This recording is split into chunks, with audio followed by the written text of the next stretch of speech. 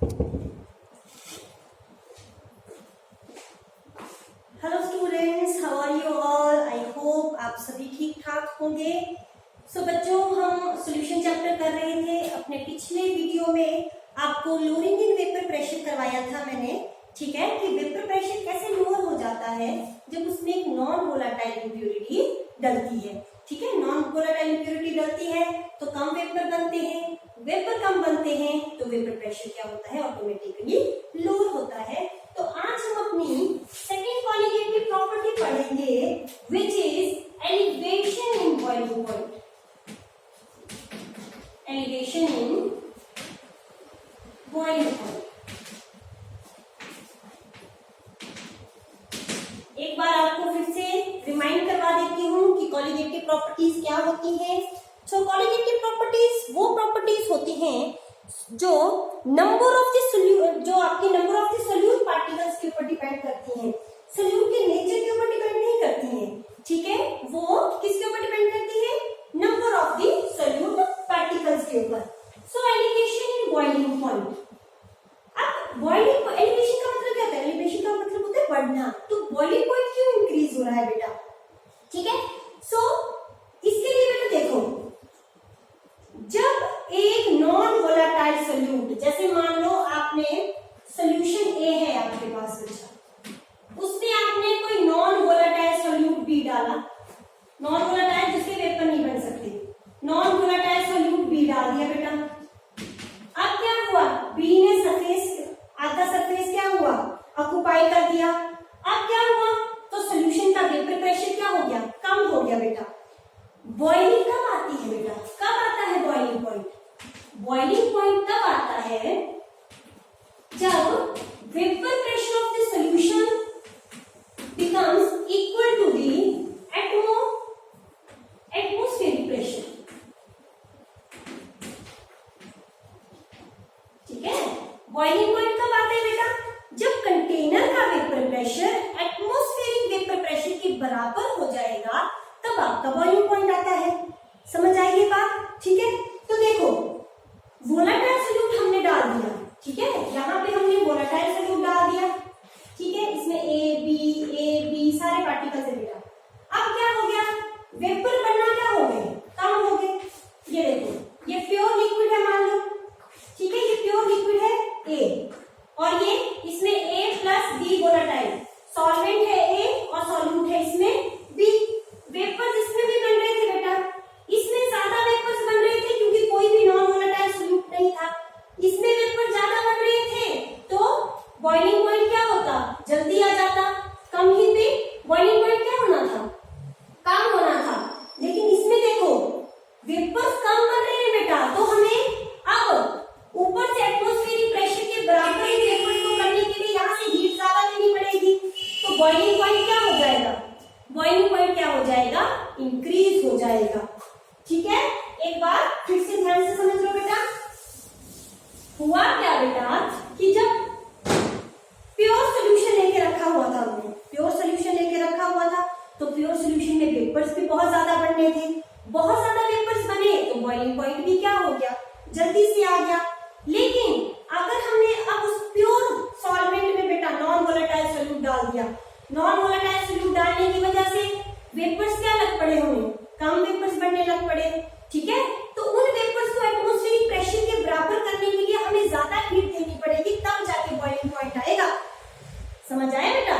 नीचे से वेपर, पहले में वेपर ज्यादा थे जब प्योर था, और ऊपर से तो जल्दी से एटमॉस्फेरिक प्रेशर के बराबर नीचे का वेपर प्रेशर हो गया।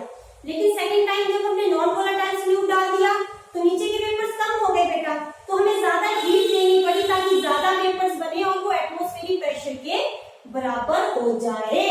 तो जब नॉन वोलेटाइल सोल्यूट डाला जाता है बेटा, तो सोल्यूशन का बॉइलिंग पॉइंट इंक्रीज कर जाता है, क्योंकि हमें ज्यादा हीट देनी पड़ती है ताकि वेपर प्रेशर जो है, सोल्यूशन का वेपर प्रेशर एटमॉस्फेरिक प्रेशर के बराबर हो जाए। आई होप आपको समझ आ गया होगा। ठीक है, तो solution which contains a non-volatile solute, there is an elevation in boiling point. वहां पे boiling point बढ़ जाएगा। तो अगर हम ये ग्राफ बनाए बेटा, ये वेपर प्रेशर और यहाँ पे टेम्परेचर इंक्रीज कर रहा है बेटा, ठीक है। तो क्या हुआ, देखो ये प्योर सॉल्वेंट है, प्योर सॉल्वेंट, ये प्योर सॉल्वेंट का ग्राफ है, जैसे जैसे टेम्परेचर बढ़ रहा है वेपर प्रेशर बढ़ रहा है, और ये सोल्यूशन का है बेटा। तो सोल्यूशन में क्या है, ग्राफ तो पता है ना आपको, देखो प्योर सॉल्वेंट, ये प्योर सॉल्वेंट है A, pure solvent A, and this is your solution which contains a non volatile solute B, ठीक है। तो देखो बेटा प्योर सॉल्वेंट में वेपर प्रेशर ज्यादा होगा, ठीक है ना, लेकिन सोल्यूशन में वेपर प्रेशर क्या होगा बच्चे, कम होगा।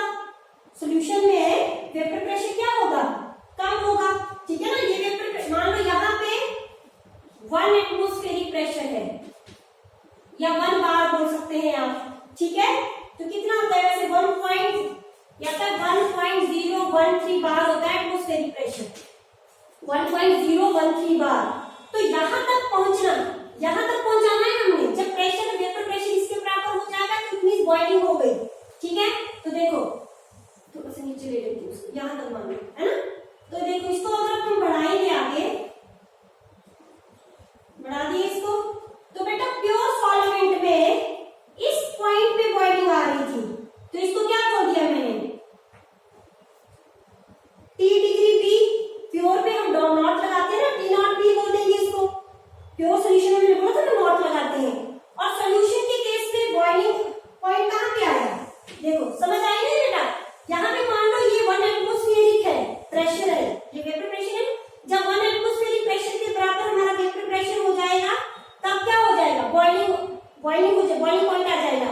तो प्योर सॉल्वेंट का यहाँ पे आया और सोल्यूशन का बेटा कहाँ पे आया, यहाँ पे।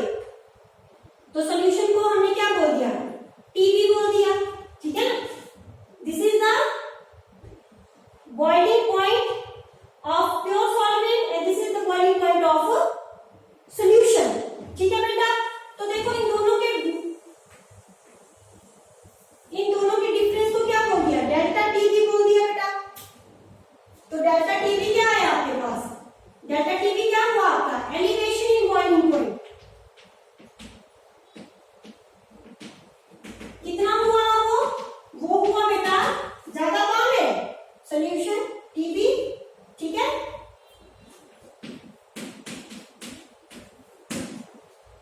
ज्यादा किसका बॉइलिंग पॉइंट है, सोल्यूशन में हमें सोल्यूशन का बॉइलिंग पॉइंट ज्यादा है, ज्यादा हीट हमें देनी पड़ी है, तब जाके वो 1 एटमॉस्फेरिक प्रेशर के बराबर हुआ है। लेकिन सॉल्वेंट के केस में हमें कम हीट देनी पड़ रही है, तब तो कम हीट में ही वेपर प्रेशर 1 एटमॉस्फेयर के बराबर हो गए बेटा, ठीक है।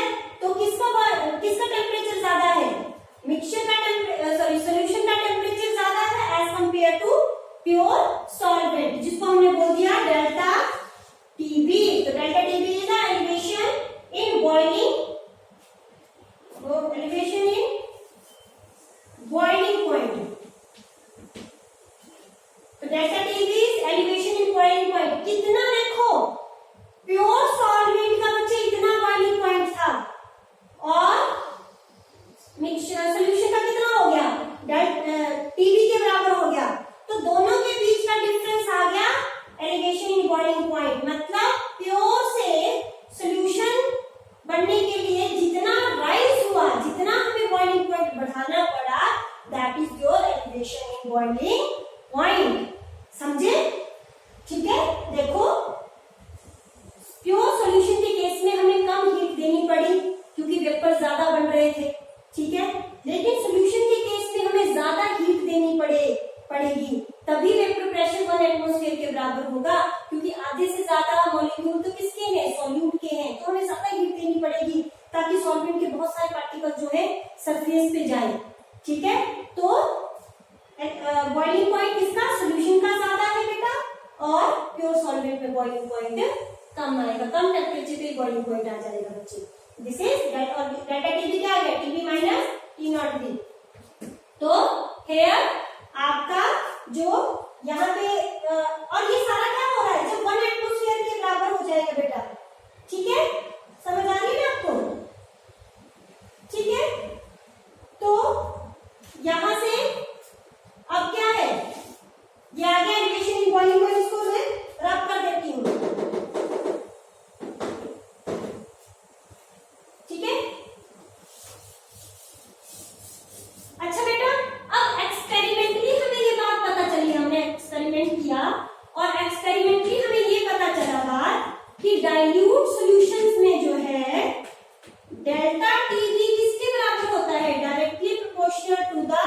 Molality of the solution, molality किसके बराबर होता है बेटा, delta TB, it means elevation in boiling point is directly proportional to the molar concentration of the solute, it means molality of the solute. क्या तो मोलर कंसंट्रेशन, मोलैलिटी बोलो या तो molar concentration of the solute, ठीक है। Experiment किया बेटा, इसमें हमने हमारा कुछ नहीं मतलब कुछ भी हमने किया है, एक्सपेरिमेंट किया, हमें पता चला कि डेल्टा टीबी किसके बराबर होता है, मोलैलिटी के बराबर, और मोलैलिटी किसकी, molar concentration of the solute, मतलब सॉल्यूट के कितने पार्टिकल्स पर मोल के हिसाब से पड़े हुए हैं वो उसके ऊपर डिपेंड करता है हमारा एलिवेशन इन बॉइलिंग पॉइंट। जब हम प्रोपोर्शनैलिटी साइन को हटाते हैं तो वहां आ जाएगा केबीएम, ठीक है। सो आपका ये जो केबी है बेटा, ये क्या है, ये मोलर एलिवेशन कांस्टेंट है। क्या है ये, केबी को हम बोलेंगे मोलर एलिवेशन कांस्टेंट, या इसको बोलते हैं एब्यूलियोस्कोपिक, एब्यूलियोस्कोपिक कांस्टेंट, ठीक है। अब तो बोल रहे हैं कि ये डेल्टा टीबी एम के बराबर है, इसमें तो क्वालिटेटिव प्रॉपर्टी का कुछ आया ही नहीं। क्वालिटेटिव प्रॉपर्टी में हम क्या बोलते हैं कि number of the solute particle के ऊपर डिपेंड करती है पर्टिकुलर प्रॉपर्टी। तो प्रॉपर्टी आपकी एलिवेशन इन बॉइलिंग पॉइंट है, देखो करेगी ये भी number of the solute particles के ऊपर डिपेंड करेगी। देखो अब डेल्टा टीबी क्या आ गया, केएफ, और आगे क्या है एम, एम क्या है आपका मोल, मोलैलिटी, और मोलैलिटी क्या होती है, number of mole dissolve per KG of the solvent. तो ये किसके बराबर आएगा, number of moles of solute by क्या, mass of the solvent in KGs, ठीक है। तो ये क्या आएगा M1 इन W1 इन केजीज, ठीक है।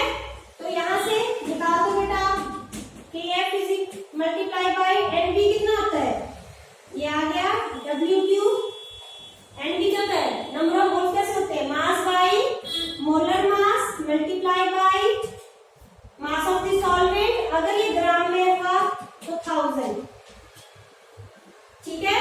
अब यहां से देखो आया ना यहाँ पे बेटा, देखो डेल्टा टीबी क्या है, एलिवेशन इन बॉइलिंग पॉइंट, किसके ऊपर डिपेंड करता है, number of moles of the solute particles, number of moles of the solute. तो हुई ना क्वालिटेटिव प्रॉपर्टी बेटा, हुई ना qualitative, elevation in boiling point depends upon the number of the solute particles, hence elevation in boiling point is a qualitative property. तो यहां से बेटा आपको मॉलिक्यूलर मासेस निकालने को आते हैं कि मॉलिक्यूलर मास निकालो सॉल्यूट का। तो टीबी को नीचे ले आया, KF W2 1000 delta TB multiply by W1 in that, ये आ गया आपका मॉलिक्यूलर मास को निकालने के लिए फॉर्मूला, ठीक है। ओके, समझ आया बेटा क्या है एलिवेशन इन बॉइलिंग पॉइंट।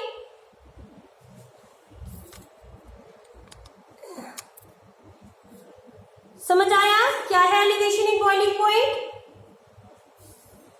हमने क्या किया बेटा, कुछ नहीं है इसमें, ज्यादा कुछ भी नहीं है, वही एक सिलेंडर लिया है, प्योर सॉल्वेंट डाला तो वेपर ज्यादा बन रहे हैं तो बॉइलिंग पॉइंट भी जल्दी आ जाएगा, लेकिन जैसे ही नॉन वोलेटाइल सॉल्यूट डाला तो वेपर्स बनना कम हो गए, वेपर की लोडिंग हो गई बेटा, वेपर कम हो गए तो बॉइलिंग पॉइंट भी नहीं आएगा, क्योंकि ऊपर का प्रेशर तो उतना ही है ना 1 एटमॉस्फेयर, तो हमें ज्यादा हीट देनी पड़ेगी ताकि ज्यादा वेपर्स बने और वो 1 एटमॉस्फेयर के बराबर हो जाए ताकि बॉइलिंग पॉइंट आ जाए, ठीक है। तो सोल्यूशन के केस में हमें ज्यादा हीट देनी पड़ी, इसमें सोल्यूशन का बॉइलिंग पॉइंट बढ़ गया, ठीक है। तो दैट इज व्हाई, तो वो क्या हो गया डेल्टा टीबी, ठीक है, कैसा आ गया आपका, तो सोल्यूशन का ज्यादा है तो TB minus T not be, ठीक है। और एक्सपेरिमेंटली हमें ये पता चला कि एलिवेशन इन बॉइलिंग पॉइंट किसके बराबर होता है, मोलैलिटी ऑफ द सॉल्यूट होता है बेटा, ठीक है, molar concentration of the solute होता है।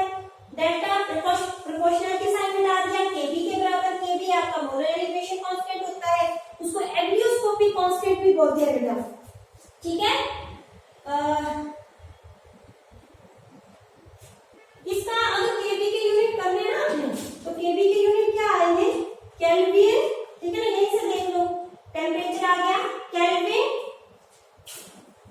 पर मोल पर केजी, यहीं से आ जाएगा ना इसके यूनिट, एम चला जाएगा नीचे, केबी आ गया केल्विन, मोलैरिटी के यूनिट क्या हो जाएंगे, मोलैरिटी के क्या होती है, मोल पर लीटर होता है ना इससे मोलैरिटी के, तो मोलैरिटी के क्या होंगे, मोल केजी हो जाएंगे, ठीक है। सॉरी पर केजी नहीं आएगा, मोल केजी आएगा, मोल केजी आएगा ना, ठीक है ना, क्योंकि ये भी इसके वाई होता है ना, मोल पर केजी, तो केजी ऊपर चला जाएगा, तो केल्विन केजी पर मोल, ये इसके यूनिट हो जाएंगे,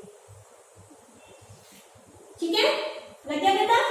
तो ये आपका इक्वेशन इन बॉइलिंग पॉइंट आ गया बेटा। इसका एक न्यूमेरिकल फॉर्मूला लिखे रखती हूँ, ये मैं एक न्यूमेरिकल कर लेती हूँ,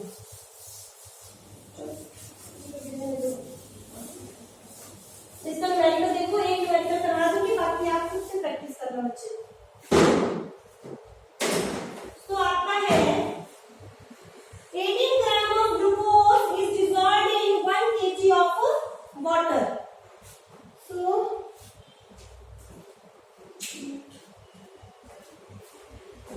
18 ग्राम ऑफ ग्लूकोज है बेटा आपका dissolved in 1 kg of water, 1 kg of water में डिसॉल्व है आपका 1 kg 18 ग्राम ग्लूकोज। बोला है what temperature will water boil at what temperature will water boil at 1.013 bar। kb कितना दिया है, kb for water is 0.52 kelvin kgs per mole। अब देखो आपके पास 18 ग्राम ग्लूकोज घोला हुआ है 1 kg ऑफ वाटर में, 1 kg पानी है उसमें आपने 18 ग्राम ग्लूकोज घोला हुआ है। बोला कौन से टेम्परेचर पे पानी सॉल्वेंट बेटा, at what temperature water will boil at 1.13 bar. इसको क्या बोलेंगे, ये नॉर्मल एटमॉस्फेरिक प्रेशर बोला, मैंने क्या बताया 1.1013 बार होता है ना, या तो 1 एटमॉस्फेयर बोल दो या 1.013 बार बोल दो बेटा, ठीक है ना। कौन से टेम्परेचर पे वो एटमॉस्फेरिक प्रेशर के बराबर हो जाएगा वेपर प्रेशर में, वो निकालना है, ठीक है। तो देखो हमें दिया क्या क्या है, यहाँ से हमें मास ऑफ सॉल्यूट दिया है, कितना है 18 ग्राम, मास ऑफ सॉल्वेंट दिया है 1 kg, ठीक है। अब हमारे पास फॉर्मूला क्या होता है, delta TB is equal to KFM, sorry KF नहीं है KB है, KF तो नहीं लिखा था पीछे भी हमने, ठीक है। वैसे पीछे अगर KF करा है हमने तो KB कर देना, so that is not KF, that is KB, ठीक है। अगर मेरे को ध्यान नहीं रहा है तो मैंने KF लिखा है या KB लिखा है, तो KB होगा, ठीक है ना। F आगे हम फ्रीजिंग में लेते हैं, ठीक है, सॉरी इफ आई मिस्टेकन, तो KB कर लेना आप वहां पे, ठीक है। KB होगा formula, that is ebullioscopic constant and molar elevation constant KB। KF आगे हम फ्रीजिंग जब पढ़ेंगे डिप्रेशन इन फ्रीजिंग पर उसमें आएगा बेटा, ठीक है। तो KB M आएगा, ठीक है, ओके। मुझे याद नहीं है मैंने KB लिखा है KF लिखा है, तो KB कर लेना अगर KF लिखा हो तो, ठीक है, ओके। सो ये आ गया। तो आपके पास देखो हमारे पास मोलैरिटी नहीं दी है, तो मोलैरिटी हम निकाल सकते हैं बेटा। मोलैरिटी कैसे होती है, number of moles of solute, ठीक है। तो नंबर ऑफ मोल्स नहीं दी है हमारे पास, वेट दिया। मोलैरिटी क्या होती है, number of moles of solute by mass of the solvent. Mass of the solvent तो हमें 1 kg दे रखा है, तो नंबर ऑफ मोल्स नहीं दे रखे हैं, तो नंबर ऑफ मोल्स निकालने के लिए W2 by M2, W2 they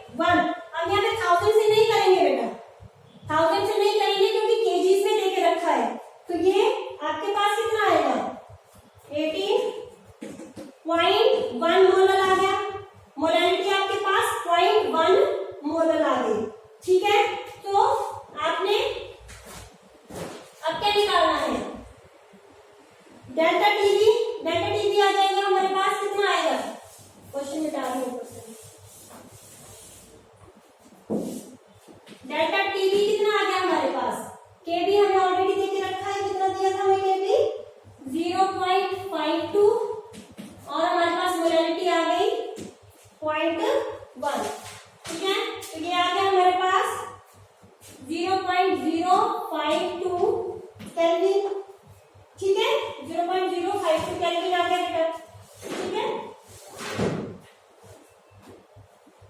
okay, सो इन्होंने बोला ये तो आ गया डेल्टा टीबी, पर हमने क्या निकालना है, हमने क्या निकालना है, हमने निकालना है सॉल्यूशन का बॉइलिंग पॉइंट। डेल्टा टीबी किसके बराबर होता है बेटा, सॉल्यूशन का boiling point TB minus T not be, TB minus T not be होता है ना, ये प्योर का और ये, ठीक है। तो डेल्टा टीबी हमारे पास आ गया है, पर हमें ये दोनों चीजें नहीं है पता, लेकिन हम टी नॉट बी निकाल सकते हैं बेटा, टी नॉट बी, क्योंकि हमारे पास प्रेशर देके रखा है 1 एटमॉस्फेरिक प्रेशर है ना, तो 1 एटमॉस्फेरिक प्रेशर पे प्योर वाटर का कितना होता है 373.15 केल्विन, इसे भी करता है ना बेटा। एक एटमॉस्फेयर पे प्योर वाटर का बॉइलिंग पॉइंट कितना होता है 100 डिग्री सेल्सियस होता है, तो 100 डिग्री सेल्सियस को 100 डिग्री सेल्सियस होता है ना, उसमें 273.15 केल्विन में कन्वर्ट करने के लिए इसमें ऐड कर दिया बेटा, कितना आया 373.15 केल्विन। तो डेल्टा टीबी आ गया 0.052, टीबी माइनस और टी नॉट भी हमारे पास, ये हमें ऑलरेडी पता है, क्योंकि हमें पता है कि एक 1 एटमॉस्फेरिक प्रेशर दे रखा है, तो प्योर वाटर का इतना ही होगा, तो यहां से सॉल्यूशन का निकल जाएगा बेटा, सॉल्यूशन का आ जाएगा कितना आया, ये आया आपके पास 373.202 केल्विन आ गया हमारे पास सॉल्यूशन। सॉल्यूशन में वाटर का बॉइलिंग पॉइंट हमारे पास आ गया 373.202 केल्विन, ये आ गया हमारे पास, ठीक है। तो न्यूमेरिकल्स आपको ऐसे होंगे बेटा, या तो आपको केबी की वैल्यू निकालनी होगी, या तो आपको सॉल्यूट का मोलर मास निकालने को बोला हुआ होगा, या तो आपको इस तरह से कोई टेम्परेचर पूछ लिया गया होगा, एक बाकी वैल्यूज आपको दी हुई होगी, ठीक है। तो इस तरह से प्रैक्टिस करनी है आपने, तभी आपको क्वेश्चंस आएंगे, ठीक है। बाकी मैं आपको क्वेश्चंस असाइनमेंट बना के भी दूंगी इनके न्यूमेरिकल्स के, ताकि आप प्रैक्टिस कर सको, ठीक है। कुछ दूंगी मैं आपको न्यूमेरिकल्स ताकि प्रैक्टिस कर सके, ओके। सो ये था आपका एलिवेशन इन बॉइलिंग पॉइंट, ठीक। सो नेक्स्ट हमारा जो है that is depression in freezing point, लेकिन उसको साथ में एक और वीडियो बनाऊंगी, उसके साथ में आपको करवाती हूँ।